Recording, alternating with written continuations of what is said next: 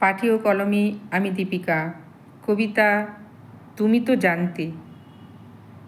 তুমি তো জানতে দিনে কমপক্ষে একটিবার তোমার মিষ্টি গলায় কথা না শুনলে আমার ভালো লাগে না। তুমি তো জানতে তোমার ফোন উপেক্ষা করার সাহস আমি করি না, তারপরেও শুধু আমাকে দোষারোপ করলে। তুমি তো জানতে তোমার ছাড়া এই মন লাগে না কোনো কিছুতেই, তবুও কেন আঘাত করলে মিথ্যে ঠুনকো অজুহাতেই।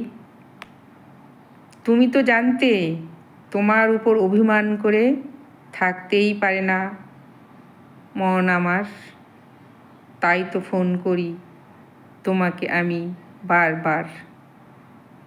তুমি তো জানতে এই শীতের মরশুমে দূরে কোথাও ঘুরতে যেতে আমার খুব ভালো লাগে, সাথে থাকলে নলেন গুড়ের মিষ্টি। তুমি তো জানতে। নমস্কার।